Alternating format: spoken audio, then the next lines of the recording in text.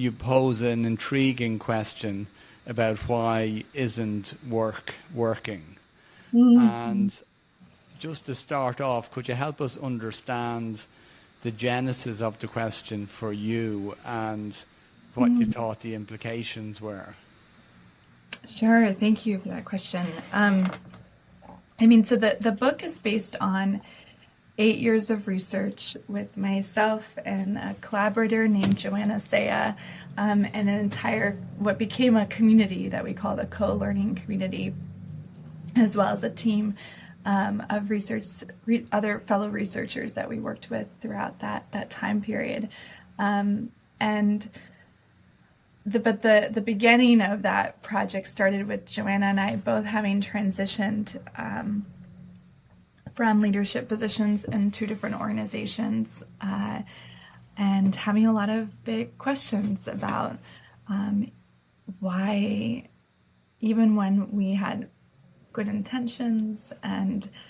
by all intents and purposes really great teams and really actually quite good work environments in the organizations we were involved in, why we still were experiencing burnout, why work still seemed to kind of be trapped in this certain set of rules and dynamics. And we had a lot of questions about if there were other organizations and companies that had somehow identified what those rules were and broke them. And if they'd broken them, what was happening there? What was it as scary maybe as the dominant paradigm tells us, no, it has to be done this same way, or you won't make a profit, or you won't retain folks, or it won't work, the business won't work, or was something else happening? So that was the piqued interest we had, and that led to this research initiative, and we primarily first looked at organizations that broke the rule of how power normally functioned within the dominant economic paradigm of workplaces, who were really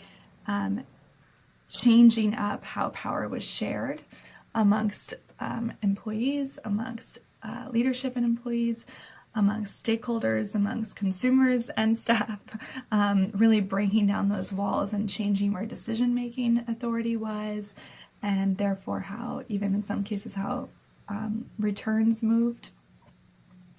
And that was the beginning of the project, and what kept